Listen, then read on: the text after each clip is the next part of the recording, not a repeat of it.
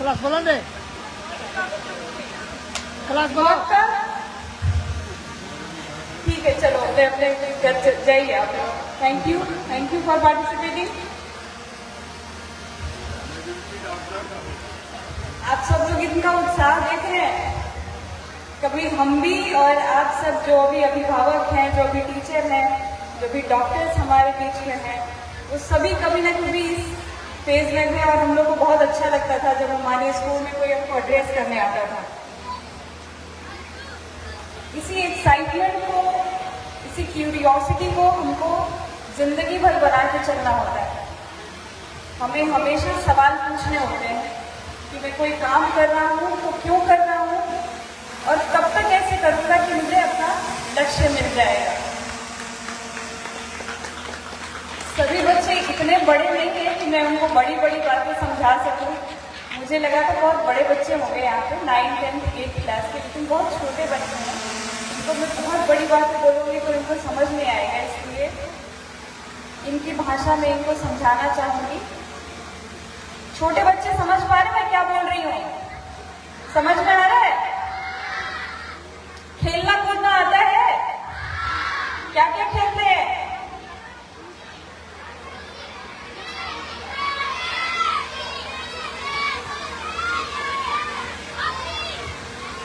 ठीक है, physical exercise. देखिए, आप लोगों का जो विकास है, जो यहाँ अभिभावक हैं, मैं उनको बताना चाहूँगी।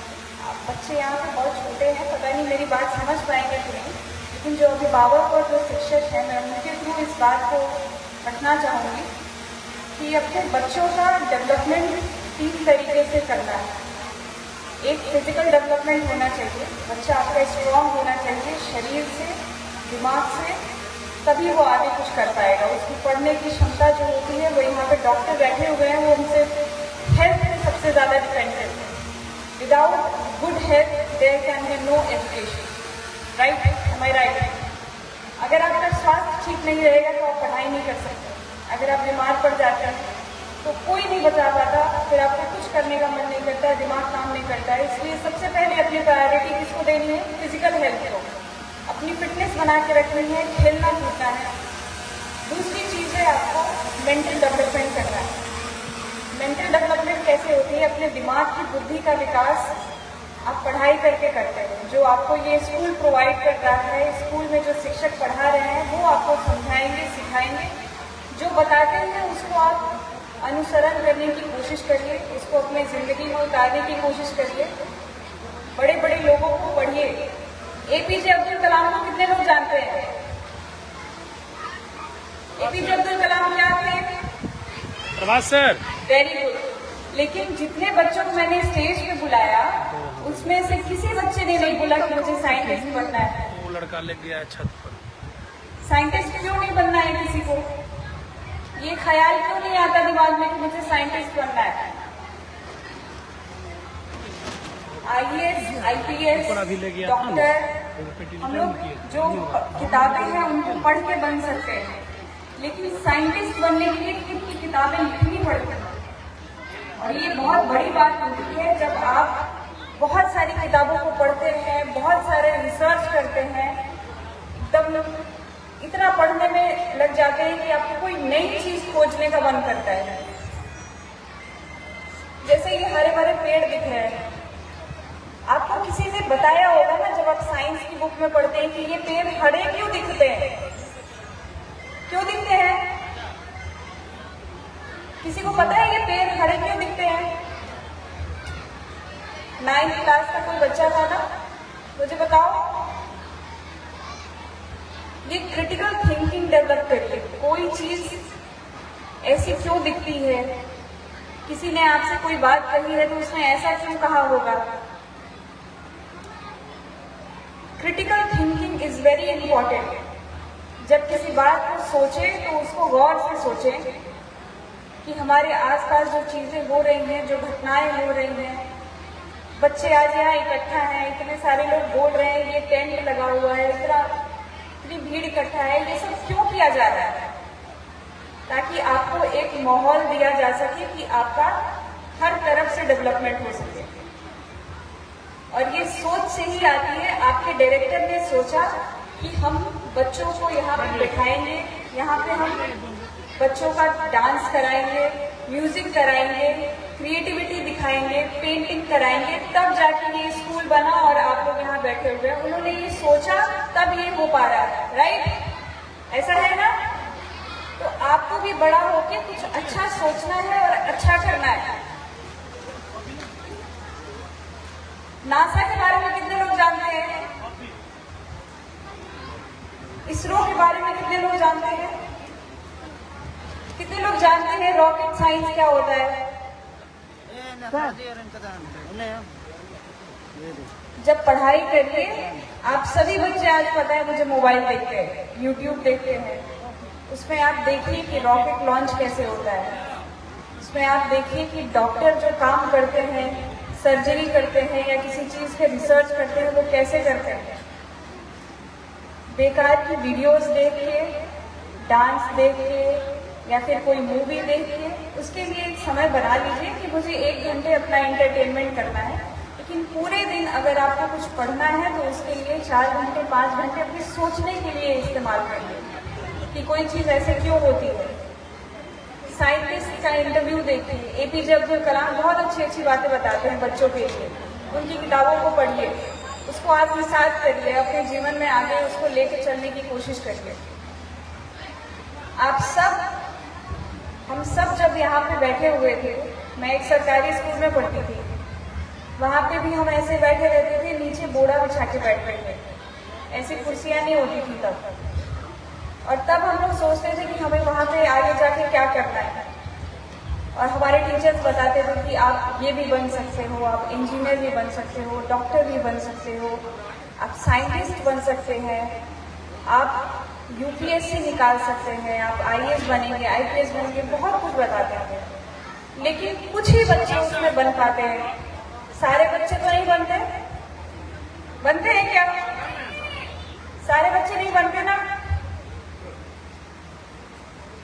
तो वो बच्चे अगर जो आपने सोचा है उसको पाने की कोशिश करते हैं, उसको पूरी जद्दोजहद से लगे रहते हैं कि नहीं मुझे ये करना है तो करना ही है, तब जाके वो निकलता है ना। उसके लिए 10 घंटे की पढ़ाई, 12 घंटे की पढ़ाई, कभी कभी 16 घंटे भी पढ़ना पड़ता है। लेकिन आपको ये ध्यान रखना पड़ेगा कि अपनी फिजिकल एक्सरसाइज और मेंटल डेवलपमेंट दोनों को साथ में लेकर चलना है। किसी एक को पीछे छोड़ेंगे तो दूसरा खराब हो जाएगा। स्वामी विवेकानंद कहते थे कि जब तक आपका शरीर स्वस्थ नहीं रहेगा, आपका दिमाग स्वस्थ नहीं रह सकता। दिमाग को स्वस्थ रखने के लिए, अपने आप को पढ़ाई में आगे रखने के लिए, तेज रखने के लिए आपको अपना फिजिकल एक्सरसाइज और फिजिकल डेवलपमेंट करना बहुत जरूरी है। इसलिए मैं पेरेंट्स को भी बोलूंगी कि आप लोग जो कहते हैं ना कि दिन रात खेलता रहता है, उसको मना नहीं करना है। उसको 1 घंटा खेलने देना है, उसको 1 घंटा ऐसी एंटरटेनमेंट के लिए कुछ डांस वीडियो, म्यूजिक देखना चाहता है, उसको देखने देना है। लेकिन आप अपने बच्चों पे ध्यान दें, देखें कि वो क्या कर रहे हैं। अगर उनके पास मोबाइल आपने पढ़ने के लिए दिया है, उस मोबाइल का वो इस्तेमाल कैसे कर रहे हैं। उस मोबाइल में चाइल्ड लॉक नाम की एक चीज़ होती है। चाइल्ड लॉक में आप अपने मोबाइल में देख सकते हैं कि आपका बच्चा उस मोबाइल में क्या कर रहा है। और ये इसलिए ज़रूरी है क्योंकि आजकल के बच्चों का दिमाग बहुत तेज़ है, हमसे बहुत आगे हैं वो लोग, और आप कंट्रोल नहीं कर पाएंगे उनको जब आपको पता नहीं होगा कि वो क्या कर रहे हैं। इसलिए सबसे ज़्यादा ज़रूरी है कि आप अपने बच्चे पे नज़र रखें, क्या कर रहा है, कितना खेल रहा है, इसकी हेल्थ तो ठीक है, मेंटली परेशान तो नहीं है। अच्छा, कुछ चीज़ों के बारे में मैं आपसे अब सीरियसली बात करना चाहूँगी। एक मुद्दा है सुसाइड का। आजकल हम देखते हैं 15 साल के बच्चे, 18 साल के बच्चे आत्महत्या कर लेते हैं। उनको लगता है कि आज ये चीज़ जो मुझे चाहिए थी, चाहे वो बहुत छोटी चीज़ हो, किसी को मोबाइल चाहिए होता है, किसी को गाड़ी चाहिए होती है, किसी को मोटरसाइकिल चाहिए होती है, और उनको उनके पेरेंट्स नहीं दिलाते। तो उसको लगता है कि मेरी दुनिया खत्म हो गई, मुझे तो कोई प्यार नहीं करता, मैं बिल्कुल अब जीना नहीं चाहता हूँ, और वो सुसाइड करना चाहता है। कभी कभी ऐसा लव अफेयर में भी होता है कि मैंने जिस लड़की को चाहा वो मुझे नहीं चाहती, मैंने जिस लड़के को चाहा वो मुझे नहीं चाहता, तो फिर अब मुझे कुछ नहीं चाहिए, अब तो मैं अपना जान दे दूँगा।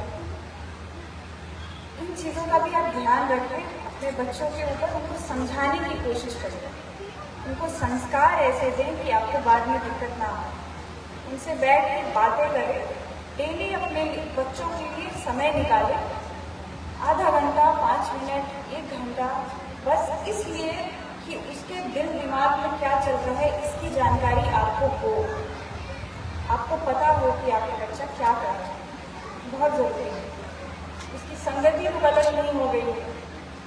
आजकल बहुत नशे की चीज़ें हैं, बहुत गलत चीज़ें हैं, और दुनिया में हम जितना आगे विकास की तरफ बढ़ रहे हैं उतनी ही ज़्यादा डिस्ट्रैक्शंस भी हैं। बहुत सारी भ्रामक चीज़ें हमारे आसपास फैलती चली जा रही हैं। नशा है, यूट्यूब पे बहुत सारी चीज़ें हैं जो बच्चों के लिए सेंसिटिव है, हमको नहीं देखनी चाहिए, फिर भी वो देखते हैं क्योंकि हम उनके ऊपर ध्यान नहीं देते। और मैं इसलिए आप लोगों को बोल रही हूँ क्योंकि ये बच्चे बहुत छोटे हैं, ये मेरी बात को समझ नहीं पाएंगे, लेकिन आप अपने बच्चों को डेली बेसिस पे देखिए, आप घर पे उनके साथ समय बिताइए, उनको समझाइए डेली, और आपको लगेगा कि आपका बच्चा नहीं सुन रहा है, कुछ समझता नहीं है, आपको परेशान करता है, इधर भागता है उधर भागता है, लेकिन जो आप बात उसके दिमाग में डेली डालेंगे तो कहीं ना कहीं उसके दिमाग में बैठेगी।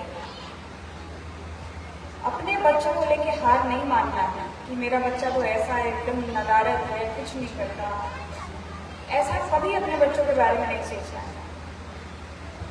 अगर आपका संस्कार ठीक है, आपकी परवरिश अच्छी है, तो बच्चा अच्छा ही निकलेगा, इस बात की गारंटी हम दे सकते हैं। इसलिए परवरिश अच्छी करिए अपने बच्चों की। आप अच्छे स्कूल में भेज रहे हैं ये काफ़ी नहीं है, आप एक अच्छे माता पिता हैं। अगर आपने इस बच्चे को संसार में लाया है तो आप उसकी परवरिश की जिम्मेवारी ले रहे हैं, ये बहुत ज़रूरी है। वो करिए। हम बिहार को आगे ले जाने के लिए यही ज़रूरी है कि हम पेरेंट्स जो हैं वो जागरूक हो जाए कि हमारे आसपास जितनी भी गलत चीज़ें हैं उससे हमारा बच्चा बचा रहे। अगर ये हो जाएगा, बिहार में जितने बच्चे हैं उतने बच्चे देश के किसी राज्य में नहीं हैं, और बच्चे ही हमारे देश के भविष्य हैं। और आप जानते हैं कि बिहार के लोग इस दुनिया में फैले हुए हैं, बस भारत देश में नहीं, इस पूरी दुनिया में फैले हुए हैं। यूएसए से लेके ऑस्ट्रेलिया तक हर जगह आपको बिहार के लोग मिलेंगे। और क्यों मिलेंगे? क्योंकि हमारे अंदर प्रतिभा है। उस प्रतिभा को निखारने के लिए जो जरूरत है वो हमारे अभिभावक और शिक्षकों की है। आपने अगर बच्चों को निखार दिया तो हम देश के सबसे विकसित राज्यों में आगे आ सकते हैं। इसलिए जिम्मेवारी हम आपके कंधों पे देते हैं, और अब हम लोग जो अपना दायित्व है वो पूरी तरह से निभाने की कोशिश करते हैं। हमसे और भी कुछ हो सके तो आप जरूर हमारे तक आइए। एज अ पब्लिक सर्वेंट, एक सिविल सर्वेंट के तौर पे मैं चाहती हूँ कि मैं जितनी सेवा आप लोगों को देना चाहती हूँ उतनी मैं दे सकूँ, अगर आप मुझसे संपर्क बना के रखें। तो इन्हीं शब्दों के साथ मैं principle of this school, director of this school and हमारे जो चीफ गेस्ट ऑफ ऑनर हैं, इन सबको, आप सबको यहाँ आने का बहुत बहुत धन्यवाद। और आप सब भी इस समाज के लिए एक रोल मॉडल हैं, और जितना आप बच्चों से इंटरैक्ट करें, समाज में अच्छी चीज़ें डालने की, उनको समझाने की कोशिश करें, उतना हमारा राज्य, उतना हमारा देश आगे जाएगा। और हमें इतने सारे बच्चों में कम से कम एक एपीजे अब्दुल कलाम, एक राजेंद्र प्रसाद, एक साइना नेहवाल, एक सुनीता विलियम्स, जानते हैं इनके नाम? सुनीता विलियम्स कौन है, जानते हैं? इनको बताइए प्रिंसिपल साहब, सुनीता विलियम्स कौन है? Make a role model. Role model जानते हैं क्या होता है? जिनसे आप कुछ सीख सके। मेरे role model APJ Abdul Kalam थे। आपके किसी का रोल मॉडल है? कोई हाथ खड़ा कर सकता है जो उसको, कोई ऐसी फेमस पर्सनालिटी जिससे सीखता हो कि नहीं मुझे इनके जैसा बनना है? कोई है ऐसा? इनकी रोल मॉडल की क्लासेस चल रही है। expose them with the greatest personalities of this world. इनको साइंटिस्ट से लेके teachers, physicist, Nobel prizes, CV Raman, Satyendranath Bose, जितने भी ऐसे लोग हैं ना, इनकी आप एक फोटो बनवाइए और अपने जो प्रयोगशाला होगी या स्कूल के आसपास हमारे जो फ्रीडम फाइटर्स हैं उनकी फोटोज लगाइए, एक्सपोज देम विद देम, है ना. It's very important them for them to know कि हमारे देश में, हमारे बिहार से कितने लोग निकले. एक आप डायरेक्टर साहब हैं यहाँ पे. हाँ डायरेक्टर साहब, मैं आपसे एक विनती करना चाहूँगी, आप एक काम कर ले, बिहार के जितने लोग देश के बाहर विदेशों में बहुत नाम कर चुके हैं, आप उनकी फोटो लगवा लें. जो हमारे देश में बहुत नाम कर चुके हैं, आप उनकी भी फोटो लगाएं. और हमारे बिहार में जितने, आप उनकी भी फोटो लगाएं. इनको साइंस से एक्सपोज करें. साइंस, आर्टिफिशियल इंटेलिजेंस क्या होती है, इन सब चीज़ों से इनको अवेयर कराएं. आप अपने लेवल पे बहुत पढ़ा नहीं सकते उनको, लेकिन इनको पता होना चाहिए कि देश दुनिया में जो अभी चल रहा है क्या है. उनको पता रहेगा तो आगे इनको ज़्यादा दिक्कत नहीं होगी. नहीं तो इनको लगेगा कि हमारे स्कूल में तो ऐसा पढ़ाया नहीं. कभी भी किसी स्कूल से निकलने वाले बच्चे को ये अभाव नहीं होना चाहिए कि मेरे स्कूल में ये बात मुझे नहीं सिखाई गई या नहीं पढ़ाई गई. फिर उसको बाद में बहुत बुरा लगता है. ठीक है, कोई नहीं जानता सुनीता विलियम्स कौन है. कल्पना चावला के बारे में जानते हैं? कल्पना चावला के बारे में कौन जानता है? राजेंद्र प्रसाद के बारे में कौन जानता है? राजेंद्र प्रसाद के बारे में जानता है कोई? अच्छा, कोई अभिभावक जानते हैं राजेंद्र प्रसाद के बारे में? पेरेंट्स? या तो आप बोलना नहीं चाहते. राजेंद्र प्रसाद को तो सब जानते हैं. चलिए ठीक है, इनको थोड़ा सा make them aware about these things. ठीक है, थैंक यू. मुझे यहाँ बुलाने के लिए आप सबका बहुत बहुत धन्यवाद. अपने बच्चों को सिखाएं, अच्छे से पढ़ाई लिखाएं. ठीक है, थैंक यू.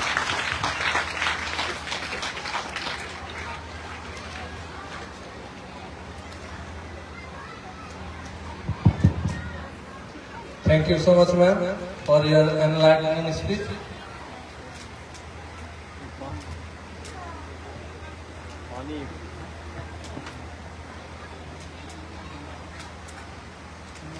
इस स्पीच के लिए बहुत बहुत धन्यवाद मैम साक्षी कुमारी को.